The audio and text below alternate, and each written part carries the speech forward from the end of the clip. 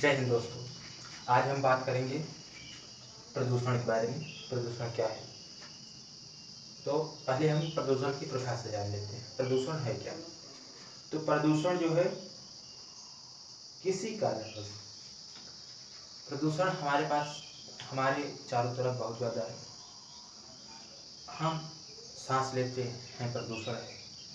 हमारे सांस में प्रदूषण है, खाने में प्रदूषण है, मतलब हमारी जितनी क्रियाएं हैं उसमें भी प्रदूषण होता है। तो हम पहले प्रदूषण की परिभाषा जान लेते हैं। वायु, जल व मृदा भौतिक, रासायनिक व जैविक गुणों में होने वाले परिवर्तन को वायु, जल, मृदा आदि के भौतिक, रासायनिक एवं जैविक में होने वाले परिवर्तन को जो मानव जीवन एवं उसके रहन सहन तथा अन्य कार्यों के प्रतिकूल हो उसे प्रदूषण कहते हैं। फिर समझते हैं। वायु, जल व मृदा के भौतिक, रासायनिक एवं जैविक गुणों में होने वाले परिवर्तन को जो मानव के हितों के प्रतिकूल हो उसे हम प्रदूषण कहते हैं, और जो इसको फैलाता है उसे हम प्रदूषक कहते हैं। फिर समझते हैं। जैसे कोई बच्चा है, वो आया, क्लास में घुसा, अब वो अनाप शनाप बकने लगा। तो जो अनाप शनाप बकेगा तो वो उस क्लास के प्रतिकूल होगा। जो प्रतिकूल होगा वो क्या हुआ? प्रदूषण। मतलब जो बोल रहा है प्रदूषण है, और जो फैला रहा है मतलब कौन बोल रहा है? वो लड़का। तो लड़का क्या हुआ? वो लड़का हुआ प्रदूषक। समझ गए आप? फिर समझिए। वायु, जल व मृदा के भौतिक, रासायनिक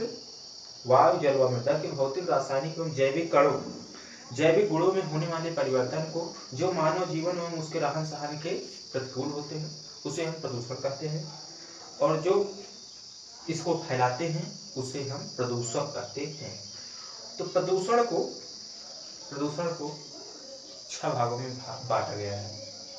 तो उसमें से पहला भाग जो है, वैसे तो है 6 में, जैसे वायु प्रदूषण हो गया, जल प्रदूषण, मृदा प्रदूषण, रेडियोधर्मी प्रदूषण, ध्वनि प्रदूषण, ये सारे प्रदूषण है।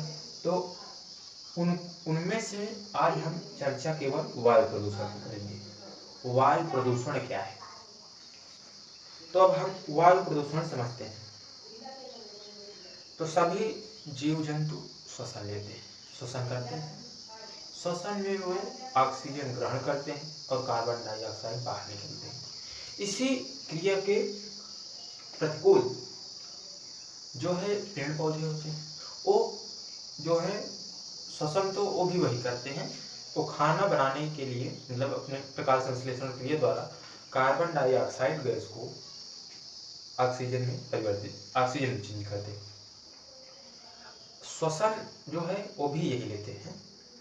तो इस जो प्रोसेस है, ये जो क्रिया है, इसमें अगर कोई कमी हो जाए, जैसे कमी क्या होगी कि पेड़ पौधे ऑक्सीजन कम छोड़ें और मानव जो है ऑक्सीजन का उपयोग अधिक करने लगे, तो इससे क्या होगी? कमी होगी। तो इसी कमी को, जब ये कमी हो जाती है तो इसी कमी को हम कहते हैं वायु प्रदूषण। मतलब फिर समझिए। वायुमंडल में नाइट्रोजन, ऑक्सीजन, कार्बन डाइऑक्साइड आदि गैसें एक निश्चित मात्रा में उपस्थित है। ये सारी गैसें हैं जो एक निश्चित मात्रा में उपस्थित है। किसी कारणवश इनकी मात्रा के अनुपात में चेंज हो जाए, बदलाव आ जाए, परिवर्तन हो जाए, तो उसे हम वायु प्रदूषण का नाम देते हैं। आप समझ गए होंगे। तो वायु में उपस्थित, दूसरे शब्दों में वायु में स्थित इन हानिकारक पदार्थों को, वृद्धि को वायु प्रदूषण कहते हैं। जैसे मनुष्य के लिए कार्बन डाइऑक्साइड वो निकालता है, श्वसन, ऑक्सीजन ग्रहण करता है। तो अगर कार्बन डाइऑक्साइड की मात्रा वायुमंडल में बढ़ जाएगी तो मनुष्य को सांस लेने में दिक्कत होगी, जीव जंतुओं को सांस लेने में दिक्कत होगी। तो जो दिक्कत होगी तो वो दिक्कत किस कारण होगी? प्रदूषण के कारण। तो उसी का नाम वायु प्रदूषण है। तो वायु प्रदूषण को 2 भागों में बांटा गया है, प्राथमिक, द्वितीयक। तो पहले हम समझते हैं प्राथमिक में क्या है। तो प्राथमिक में जैसे SO2 है, NO2 है, CO है, कार्बन मोनोऑक्साइड, नाइट्रोजन ऑक्साइड, ये सारी गैसें हैं ना। और ये है सल्फर डाइऑक्साइड। तो इन गैसों को हम जो है प्राथमिक प्रथम क्षेत्र में रखते हैं।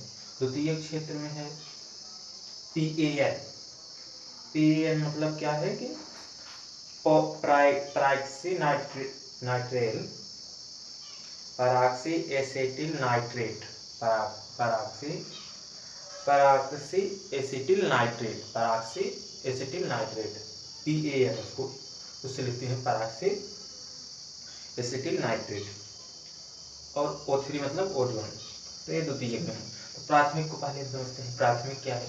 तो प्राथमिक में जैसे कल कारखानों से जो फैक्ट्रियाँ हैं, चीनी की मिल है, आज जो बड़ी बड़ी फैक्ट्रियाँ हैं, जो मोटर गाड़ियाँ हैं, ट्रक है, बस है, ये ऑटो रिक्शा नहीं जी, टेम्पू है, स्कूटर है, तो इन सब से जो इन सब से जो धुआं निकलता है, वो धुआं सीधे हमारे वायुमंडल में मिल जाता है। तो जो वायुमंडल में मिल जाता है उसे हम मतलब जो सीधे मिल जाए, जहाँ से उत्पाद हो रहा है, जिसमें मिल रहा है, दोनों में सीधे मिल जाए, तो उसको हम क्या कहते हैं, प्राथमिक। द्वितीयक में क्या होगा, द्वितीयक में वो सीधे ना जाके दूसरे रास्ते से जाते हैं। ये आएंगे कहाँ से, प्राथमिक से आएंगे, और जो है साधारण वातावरणीय पदार्थों की क्रिया के फलस्वरूप होते हैं ये वाला। तो अब इसके हम प्रभाव को समझते हैं। इसका क्या, SO2 का नाम क्या है, सल्फर डाइऑक्साइड। तो सल्फर डाइऑक्साइड करती क्या है ये समझते हैं पहले। तो सल्फर डाइऑक्साइड जो है वायु प्रदूषण को, ये एक मुख्य गैस है। ये इतनी खतरनाक है, इसको हम आपको एक एग्जाम्पल समझाते हैं। ये गैस क्या करती है, SO2 पत्ती के रंध्र में जाएगी सीधा, और जैसे ही ये रंध्र में पहुंचेगी, ये क्या करेगी कि अपना रूप चेंज कर लेगी। रंध्र में पहुंची, उसके पानी से मिलेगी।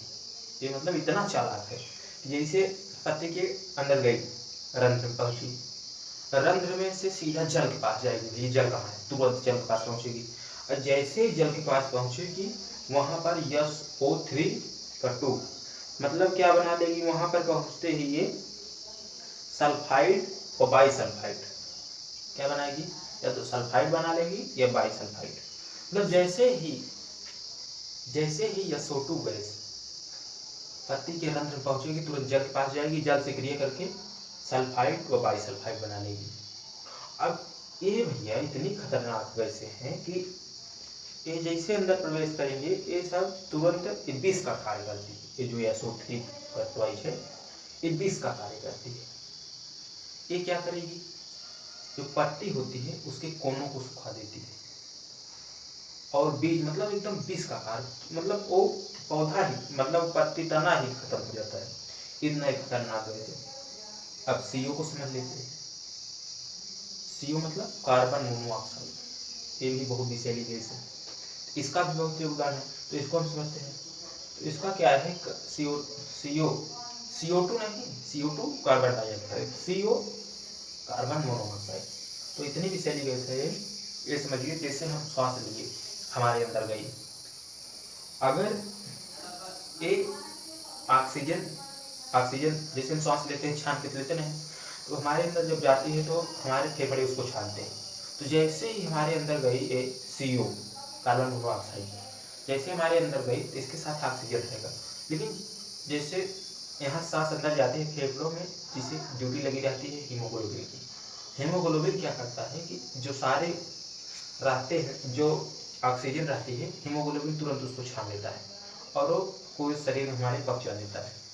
तो जब हमारा स्वस्थ मतलब ऑक्सीजन के साथ CO यानी कार्बन मोनोऑक्साइड भी साथ हो जाती है, हीमोग्लोबिन क्या करता है, इसको भूल जाता है, मतलब ऑक्सीजन को भूल जाएगा, भैया तुम कौन हो, कुछ नहीं, तुरंत तो किसको उठाएगा, CO मतलब कार्बन मोनोऑक्साइड को ढोने लगेगा। मतलब वो ऑक्सीजन को छोड़कर कार्बन मोनोऑक्साइड को उठा लेता है। इतना खतरनाक है। अब वो क्या करेगा, कार्बन मोनोऑक्साइड को ले जाएगा, पूरे शरीर में फैला देगा।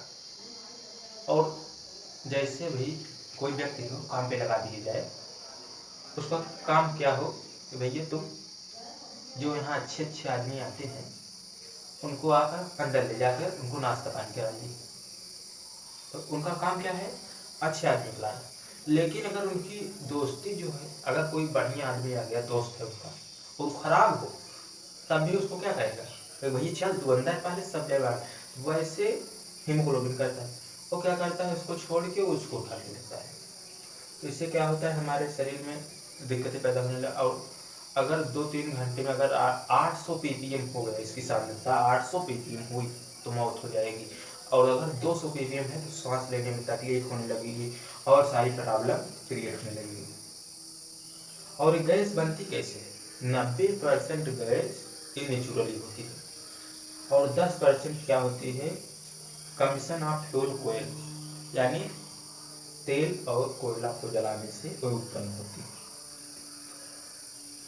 मतलब आप समझिए कि, और ये जो विषैली गैस है कार्बन मोनोऑक्साइड, ये 90% नेचुरल है, तो 10% इसको, ये जो कल कारखाने हैं, फैक्ट्रियाँ हैं, ये इसको बनाती हैं। अब हम समझते हैं कार्बन मोनोऑक्साइड को, हाँ कार्बन मोनोऑक्साइड जो है ये कहाँ कितना पाई जाती है, तो ये बड़े क्षेत्रों में 60 से 65% होती है। बड़े क्षेत्रों में क्या होती है, 60 से 65% होती है। और ये 60 से 65% निकलती कहाँ है, तो एक ट्रकों के धुओं से, जो वहाँ बड़ी बड़ी कारखाना चिमनियाँ लगी हुई हैं और मतलब आज से निकलती। और आप समझिए जो हमारे घर से मल मूत्र निकलता है, उससे क्या होता है कि जो हमारे हरे पेड़ पौधे रहते हैं वो मुरझा जाते हैं, मतलब सूख जाते हैं। उनमें होता क्या है कि वो वृद्धि भी नहीं कर पाते। तो ये इसकी वायु प्रदूषण के एक कार्बन मोनोऑक्साइड इतनी विषैली गैस है। अब हम आपको बताएंगे आगे। तो आगे देखिए, आगे आप इसको समझिए कि प्राथमिक द्वितीयक के समझ लीजिए, प्रभाव फिर से एक बार हम आपको बता देते हैं। तो पहले हम समझते हैं प्रदूषण क्या है। प्रदूषण क्या है, तो प्रदूषण वायु जल व मृदा के भौतिक, रासायनिक एवं जैविक गुणों में होने वाले परिवर्तन को हम लोग प्रदूषण करना, होने वाले परिवर्तन को जो होता है, उसमें परिवर्तन होता है, उससे मानव के रहन सहन में प्रतिकूल प्रभाव पड़ता है, उसे हम प्रदूषण कहते हैं। और हम आगे इसको समझते हैं कि और जो इसको फैलाता है उसे हम प्रदूषक कहते हैं। आप अभी समझ लीजिए कि प्रदूषण क्या है, प्रदूषक क्या है, नहीं। अब इसको आगे हम समझते हैं कि वायु प्रदूषण क्या है। तो वायु में स्थित इन हानिकारक पदार्थों को वृद्धि को, वायु में उपस्थित हानिकारक पदार्थों की वृद्धि को हम क्या कहते हैं, वायु प्रदूषण कहते हैं। वायु प्रदूषण को 2 भागों में बांटा गया है, प्राथमिक द्वितीयक। प्राथमिक प्रदूषण, प्राथमिक क्या है, प्राथमिक में SO2 है, NO2 है, CO है, मतलब ये सारी गैसें जो है सीधे संपर्क किससे बनाई जाती हैं, जहाँ से उत्पादन होता है वहीं से संपर्क बनाती है। द्वितीयक में वाली गैसें प्राथमिक से होती हैं। और ये SO2 आप भी समझ लीजिए पत्ती में जाती है और ये अपना रूप बदल करके उस पर हमला करती है और पत्ती मुरझा जाती है, उनके किनारे सूख जाते हैं, तना सूख जाता है। और CO कार्बन मोनोऑक्साइड एक विषैली गैस है, या 90% जो है नेचुरली होती है, 10% बनाई जाती है, इतनी खतरनाक होती है कि हमारे शरीर के अंदर जाती है तो हमारे फेफड़े को नुकसान कर व्यक्ति को मौत की घाट उतार सकती है कार्बन मोनोऑक्साइड। और बड़े शहरों में जो है 60 से 65 फीसदी जो है कार्बन मोनोऑक्साइड जो है होता है। और ये सारे और मलमूत्र से जो हमारे पेड़ पौधे हैं इनकी वृद्धि रुक जाती है। अब हम समझते हैं आगे क्या होता है, 1 सेकेंड रुकिएगा। हाँ दोस्तों, अब हम जानेंगे कि इस सब से एक जो गैसें हैं हमारे सेहत के लिए कैसे हैं।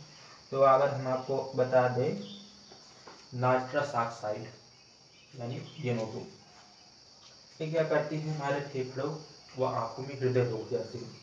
फेफड़ों, आँखों व हृदय के रोक जाते हैं नाइट्रस ऑक्साइड से। और हम बात करें इसकी जो क्या कहते हैं कि, एक सेकंड रुकिएगा, और हम बात कर SO2 की बात हमने कर ही ली।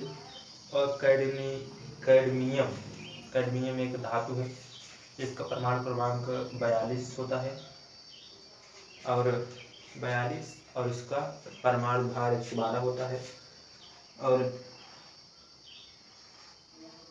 112 होता है और परमाणु क्रमांक 48 होता है और इसका परमाणु भार 112 होता है। यह द्विपलाप का तत्व है। यह भी इतना खतरनाक है, इतना विषैला है कि श्वसन में विष का कार्य करता है अगर चला जाए तो। और हम अगर आपको बता दें तो दूषित वायु में सांस लेने से एलर्जी होती है। एलर्जी वाला वीडियो में अलग से बना देंगे अगर आप कहें तो। और कार्बन मोनोऑक्साइड के दिक्कत तो आप समझ ही लिए हैं। और आप ये समझिए कि जो गाड़ियों से निकलता है धुआं, इससे क्या होता है कि जल और कार्बन इस मस्तिष्क बिना जली होता है। बस दोस्तों, जय हिंद। अब अभी जो इसमें कुछ चीज़ें अगर छोटी होगी उसके लिए एक पूरा वीडियो बना देंगे, आप उसमें इसको देख सकेंगे। और अगर आपको कुछ चीज़ें ना समझ में आई है तो उसको आप कमेंट करिएगा। जय हिंद। अब मिलेंगे नेक्स्ट क्लास।